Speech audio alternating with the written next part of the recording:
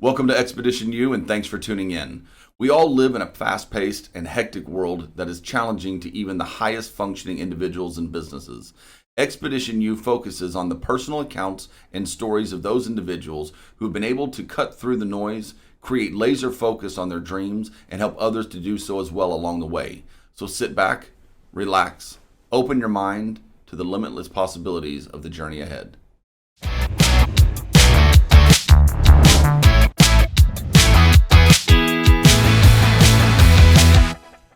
Hey, welcome back everybody to Expedition U. Jason Franklin here as always, and excited actually to invite or announce our guest today, Alexandra Pocora. Alexandra, how you doing?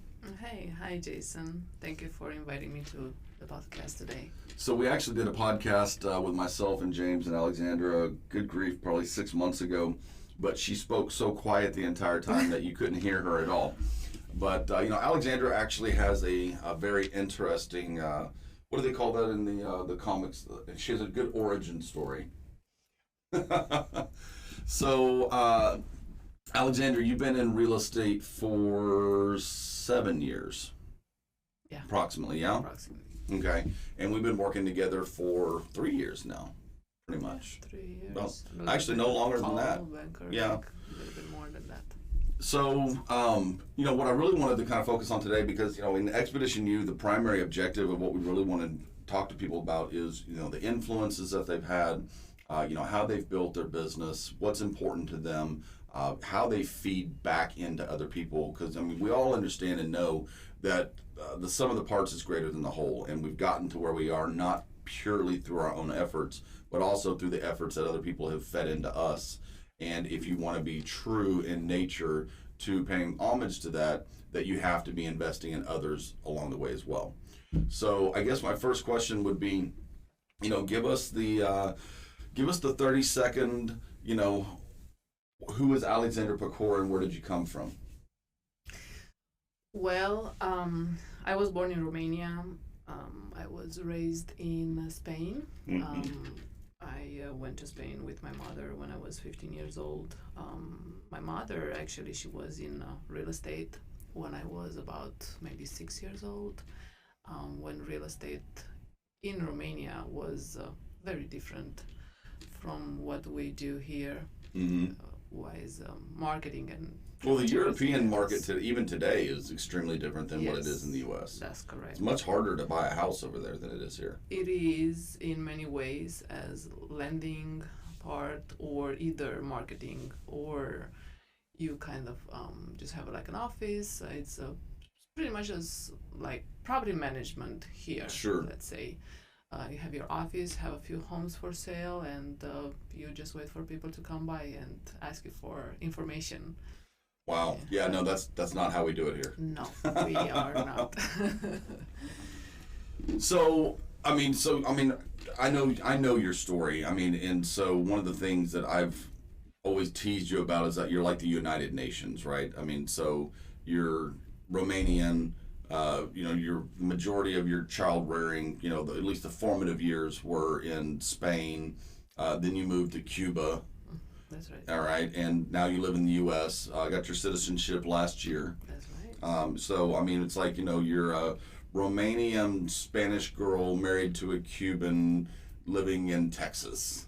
That's like I'm gonna take a piece of everybody and put it in a jar and shake it up. Oh, and you don't want to know where my parents are coming from each one. So that would be too much. So your mom did some real estate. Your dad was a merchant marine. That's right. Like pretty much his whole He still life. is. He Still still is. is, I thought he yeah. retired. No, he Okay. still have 2 years. So what brought you into real estate? And let's even go back before that. So tell me about kind of when you got to the U.S., right? Mm-hmm. So I know that, you guys got here, didn't have a job, didn't really have a lot of money. Mm-hmm. Kind of talk to me about that a little bit. Well, in the beginning, I knew actually what I want to do when I came here. But so you just got off the boat and said, I want to sell real estate. I actually thought it would be so hard that I would not be able to kind of like to get into let's real say. estate, you mean? That's right. Okay. Because I was working in a mortgage company for a little bit. Mm-hmm. So that's where I was looking through foreclosures and short sales and all kind of sales, real estate. Okay, but now, in all fairness, though, and if I'm sharing stuff I'm not supposed to, tell me to shut up. You know, but before you were even at the mortgage company, I mean, you know, you and your daughter and your husband are staying in a little apartment. Oh yeah. And sleeping on the floor. We had a And we had a mattress. Yeah. Oh. A lamp, a mattress. Living large, a lamp and a mattress. And a TV on the floor. Hey, and I mean, but you were like, you know, hey, I'll babysit your kids while you're at work for $20 a day. And it was very curious about that TV. Because I don't know if I told you this, but that TV, someone just will give it to us, right? Mm-hmm. And it has like these little dots, white dots. And my daughter was watching cartoons, and she was like, "Mommy, this is so nice. In all cartoons, it's snowing." Right, so it was fun because children's they don't know. They don't know. That's right. So that's how we start. That's right. So, I was not working. Mm-hmm. I couldn't work. My husband was working very hard, and I was just trying to understand a little bit how the system and how can I start in real estate and. So how long were you in the U.S. before you got started in real estate? Before you got your license, let's just say that. About a year and a half. About a year and a half? A year. All right, you got to speak up in the microphone. I'm not going to have another one of these that you can't About hear. A year. About a year. So about a year. I mean, so that's kind of a big transfer. I mean, right? I mean, because you weren't doing real estate in Spain or in Cuba. I mean, you had other occupations, and then you come over here. And so I guess my question is, moving to the U.S. is a huge life change, right? I mean, this like probably even more so than you ever knew that it would be. Mm-hmm. And then you go into what is arguably one of the most profitable industries in the U.S. that is the easiest to get into, is the easiest to fail out of. That's right. And it's one of the hardest to actually grow and scale properly. Yes. Right? So, I mean, are you just a masochist? You just like to cause yourself damage? Or you're like, hey, let's move to a new country, learn another language, and, go into this crazy hard industry? No, I think it's just, let's say, I plan it, and I said, I'm gonna get it. I'm gonna make it. Okay, so like a self-fulfilling prophecy. That's I mean, right. It just, you set your mind to it, this is what I want to do, this is where I want to be. Very hard. Very Why? hard. Why real First estate? of all, because of the language. No, I understand it was hard, but why real estate? Why real estate? I mean, no 5-year-old walks up to their parents at 6 years old or whatever and goes, Dad, I'm going to be a real estate agent, right? Then we'll be a doctor or a fireman or real something. Estate in my life kind of like came and left, and so when my mother was in real estate, like very old school, let's say, right? She would have these pamphlets and she would knock doors, and I would be 6 years old, and it was very different. I would hate it, right? I didn't want to do it, right? Then yeah, I don't know a lot of 6-year-olds that have a lot of interest my in real mother estate. She lost the house when I was 14, and that's when I realized that it's very hard for someone who lost their home and have to change the neighborhood and lose all their friends. And that's what happened to me. And I had this idea since that time, actually, to find a way for being able to work with people that is not going to happen that to them, either in lending wise or real estate or something. Okay, I mean, so... And I studied business there. Yeah. So, finance. So you've heard me say this 100 times, because I mean, obviously we're friends and we've known each other for a long time, that I have always stated that I think that, the average person stops maturing at the age 12. Right? I mean, everybody's 12 on the inside. They're all insecure. They're all scared of something. We're all broken in our own way. And so what I'm hearing is that for you, there was a lot of, I won't use the word trauma, but life circumstances at an early time for you that were associated, or at least to you mentally, were associated towards real estate. And so Correct. rather than running away from it, That's right. you're like, hey, I want to go make sure that that's not happening to somebody That is else. correct. That's cool. I mean, that's right. admirable. I came here for money. That's what happened. And then, apparently Alexandra came with a bigger purpose. I came here for money. And then here, when I got to the United States, in that mortgage company that I worked for, like maybe 3 weeks, it was something like that. A whole 3 weeks. Oh yeah. About the average life expectancy of a real estate agent. I met this gentleman that he was sort of mentoring new agents at the mortgage company about a little bit about real estate in general. Sure. So I was just very curious. I was listening. I liked it very much, and I had my first mortgage sale after about a week with the company that I was working. And he came one day at the office and he said, "Why you don't just go ahead for real estate?" And I said, "Well, I just got here and I'm preparing and I'm kind of the field to see what's going on, and I'm reading about all these foreclosures and everything. I don't understand how it's so much people are losing their homes, right? So come back, my idea from when I was a child." And he said, "I think you would do great in real estate because you speak several languages. Sure. And looks like you like it. If you are going to go to real estate, you just let me know. I can help, right?" He was with a company, not Keller Williams. I think Keller Williams, yeah. And I said, "Okay, cool. We can. I can have more information or so." But kind of, I left the company, so we didn't go that way. Sure. Yeah. But I still had the idea. So that's how I went to Champion School. So in your formative years, in your younger years, who would you say the number one positive influence was on you?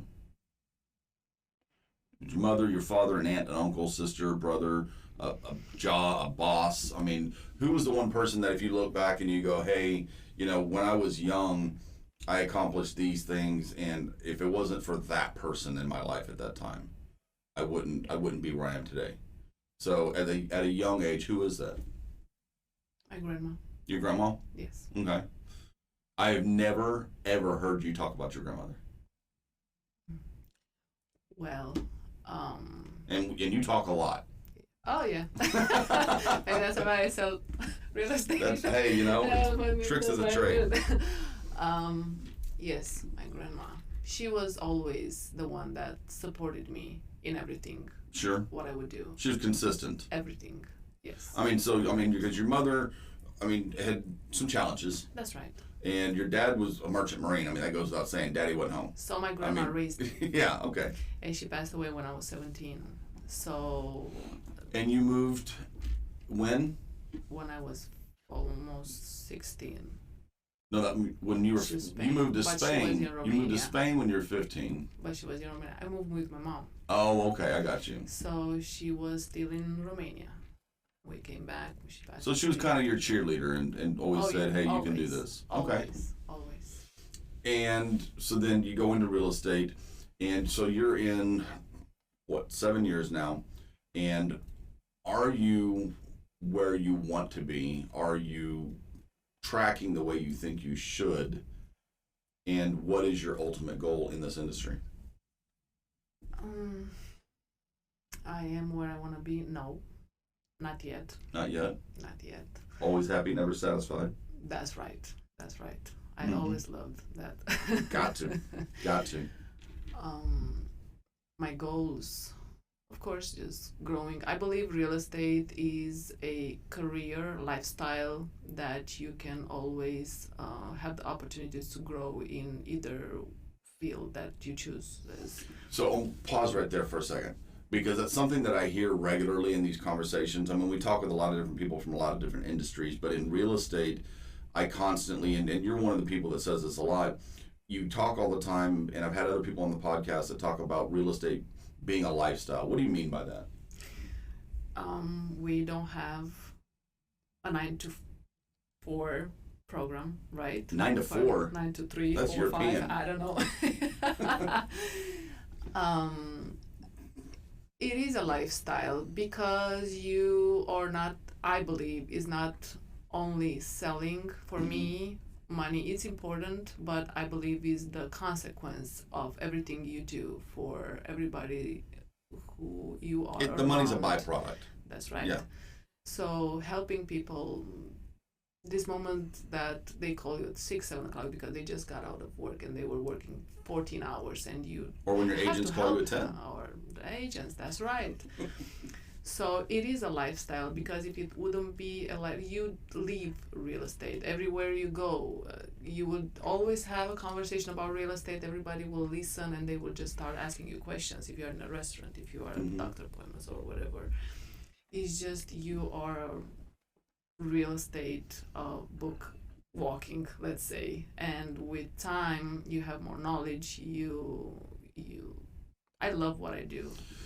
So let me ask you something, and Jack can edit this out afterwards if you're mad at me for asking this on a public forum. I find a very, very interesting correlation here. So the goal of every man is to outdo his father, right? And so, every guy reaches a certain point in life where they feel like they're imitating, right? It's like, I remember when Shelly and I had Darian, my oldest child. We got home from the hospital, and I was like, who the hell let us have a kid? Like, you got to take a test to drive a car, and they'll let anybody have a baby. Like, and I felt like I was, Shelly and I, for the first, I don't know how many years of marriage, would look at each other. It's like, and I felt like I was playing house. Because I didn't feel old enough or mature enough or successful enough to be doing what I was doing, right? And so, and you've shared the story before about 6 years old, and your mom's doing real estate door to door. It's blazing hot outside. She's got the 3-piece suit on, the briefcase, and holding you in the other hand, and sweat dripping down her face. And you're like, I hate real estate. Oh, yes. But she wasn't successful in real estate. Is that correct? Correct. Fast forward 25 years. You come to the U.S. and you've got your daughter, and you're out, and because you've taken her on listing appointments. Oh, yes. You've taken her to buyer consultations. She knows. So what do you think, her opinion, what will she think of that 25 years from now?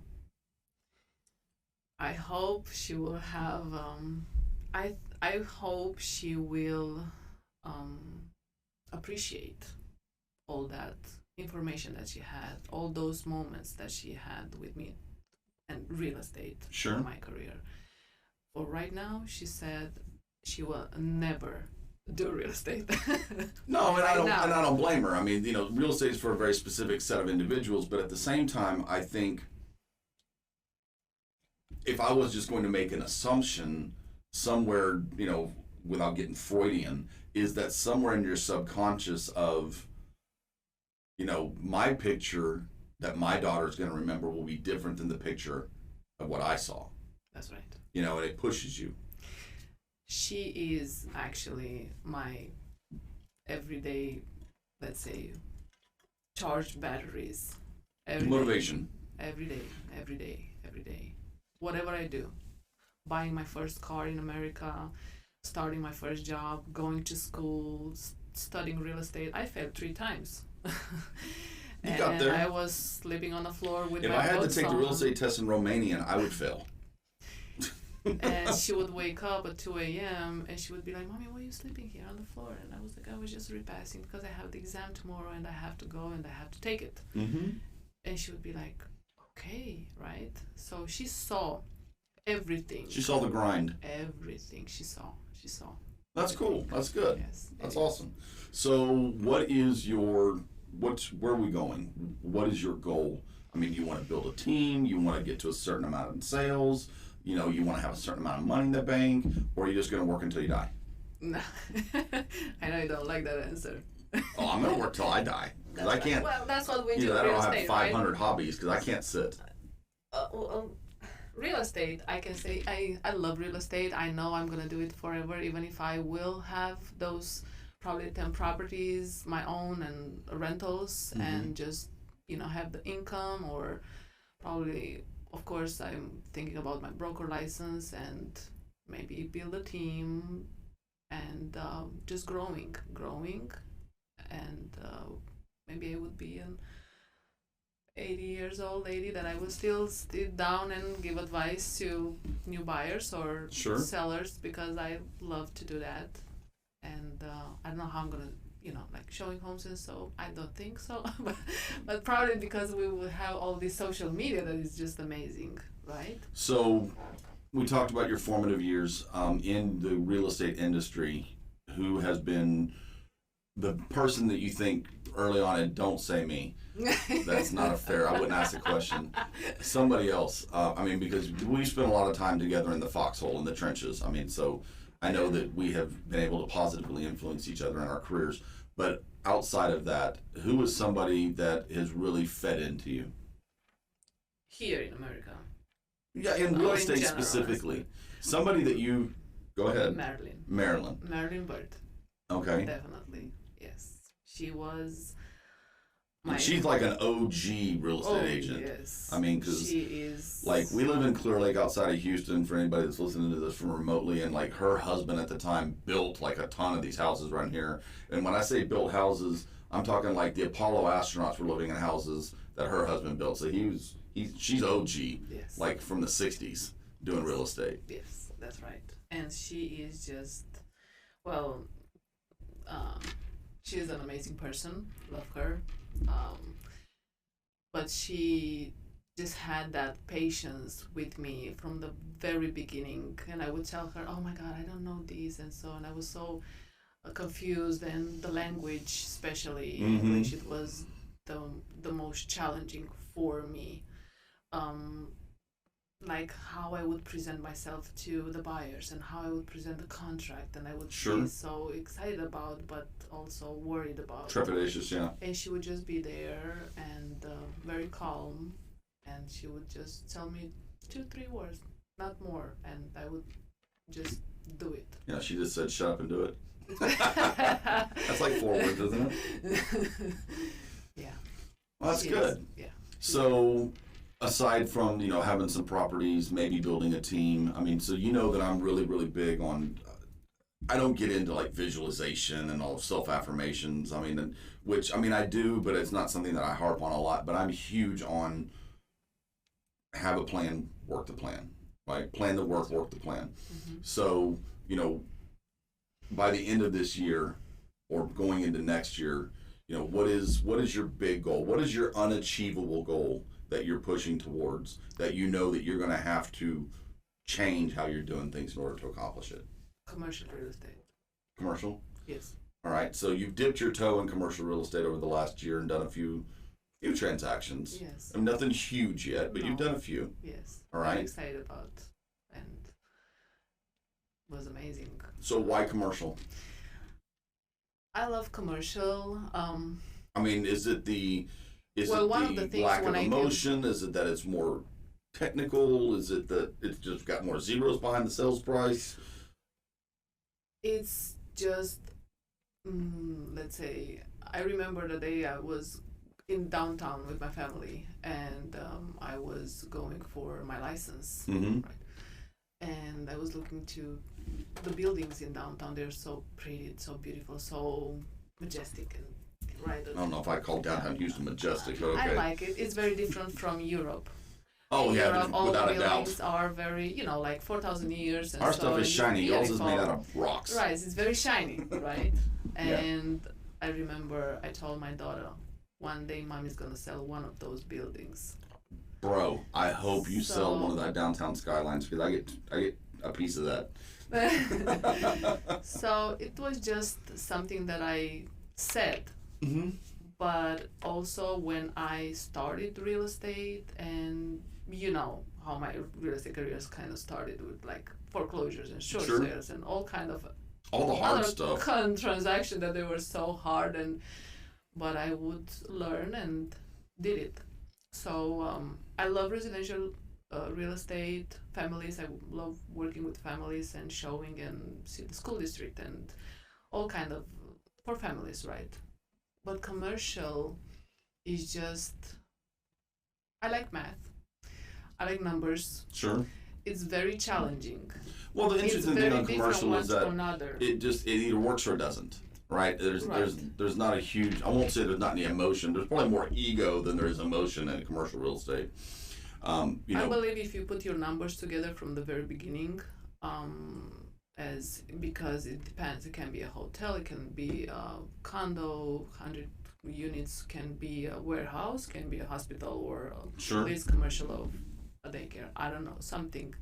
They're so different, and each one is a different transaction, and it's all about numbers. Put the numbers together, and it's still helping people to put their business together as well in the same time. And I do like it. I like commercial. It's very different. That's good. It's not too emotional. Not most of the time. I don't know. I've gotten yelled at over a few real commercial transactions, but well, hey, Alexandra, if you got somebody here in the local area that is looking to reach out to you, where can they find you? Well, they can find me at FRG. We have an office at 1100 East NASA Parkway, Suite 500. That's our address. And what's your website? My website is alexandra.pocora. At exprealty.com. And we'll make sure that we can put all of your social media and email contacts and links in the broadcast that goes back out. And any parting words, anything that you want to share before we go? Thank you for having me here. Always. Today. Always. I joke with Alexandra about the United Nations thing, which I'm saying half jokingly, half not, because you literally are like an amalgamation of like 5 different countries. But it's always very gratifying to see individuals that have a different appreciation for what we enjoy here in the United States, especially in Texas. Because those of us who born and raised here, we have a different view of things, right? And, I think you shared a story last year of, standing at your window before we moved offices. Oh, yes. The flagpole's right outside your office, and it was, I think, July 4th weekend, and you're in the office working, and the flag's there waving, and you're just like, you have this OMG moment about, I can't believe I did this. I got here. Yes. I got my citizenship. And I'm you doing catch me what I crying. wanted to do. I did. On the window. But, hey, I cry over the happy. troops coming home videos, right? I mean, Yes. So. It's beautiful. I could watch. I still love, I drive on the freeway, and the first day when I came to America, actually, from the airport to Miami, we came here to Houston, and I was crying because I saw the flag, and for me, like I always say, it was like, I'm in the movie, right? Yeah. Oh, wow. So it's beautiful, and I love this country because of many other things, of course, not only because I'm coming from another continent and you see everything from the movies, right? Sure. Well, I mean, the thing is about being in the United States, and something that we take for granted, is that you can literally be anything you want to be. That's correct. And I think that you're a great example of that.